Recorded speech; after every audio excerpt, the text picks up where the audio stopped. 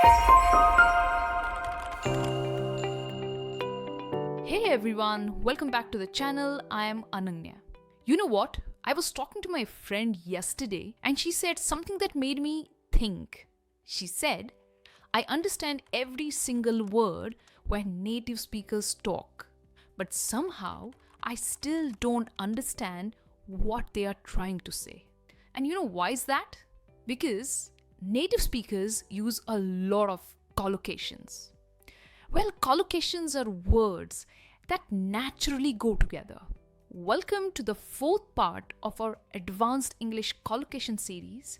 So far, in the previous 3 lessons, we looked at 15 amazing collocations. I hope you're already using them. If you have missed those lessons, there's a link in the description. Now, today I'm going to teach you another 5 amazing collocations that will absolutely transform the way you speak English. So come on, are you ready? Let's get started. Let's start with the first collocation. To walk a tight rope. To walk a tight rope. Now imagine you are at a circus, okay? There's this performer way up high, carefully walking on a thin rope, trying not to fall. One wrong step and whoosh, they are in trouble. Well, walking on a tightrope means exactly that in English, but not literally. When we say someone is walking on a tightrope, we mean they are in a very difficult situation where they have to be extremely careful. They need to balance different things, and if they make one mistake, everything could go wrong. It's like being stuck between 2 difficult choices, and you have to handle the situation very carefully. I hope you got it. Here are some examples for everyday use.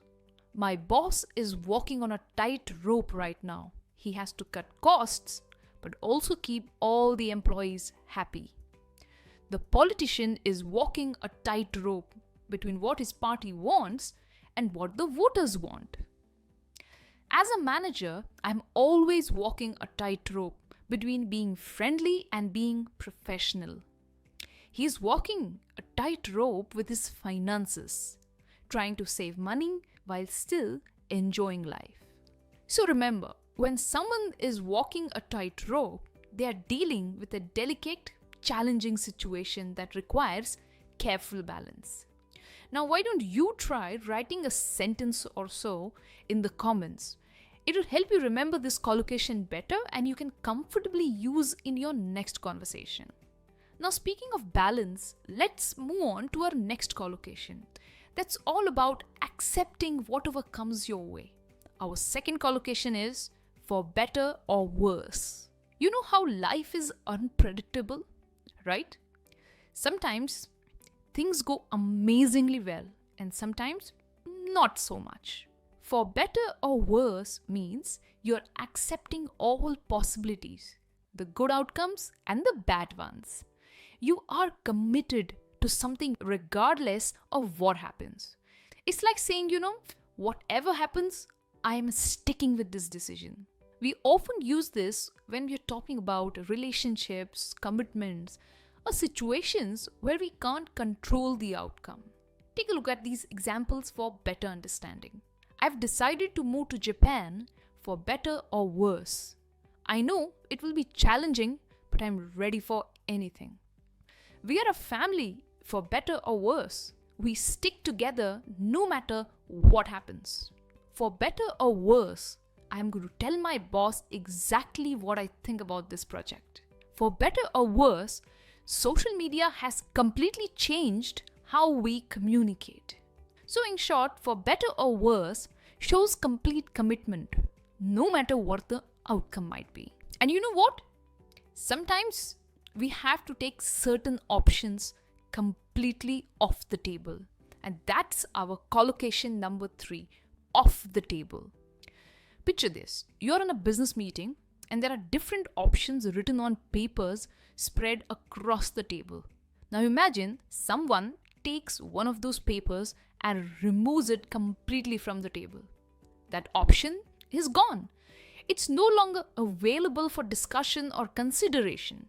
That's exactly what off the table means.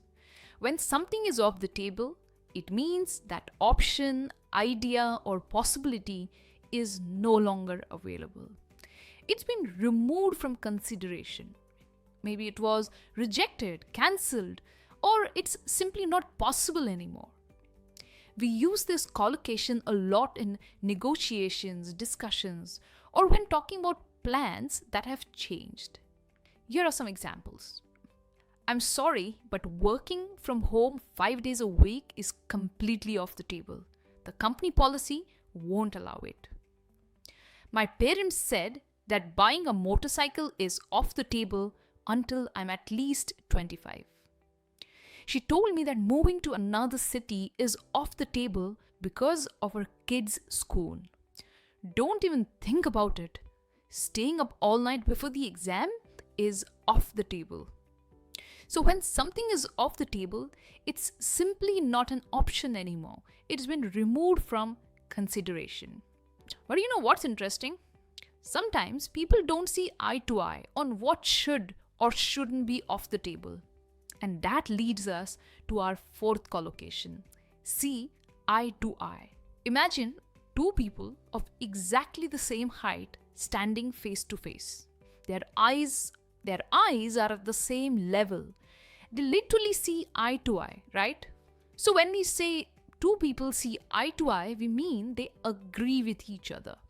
They have the same opinion, the same perspective, or the same understanding about something. It's a lovely way to say that people are in agreement or they understand each other perfectly. Now here's the interesting part. We often use this collocation in the negative form. We say people don't see eye to eye when they disagree or have different opinions. It's a polite, gentle way to talk about disagreements without sounding harsh or rude. Take a look at these examples.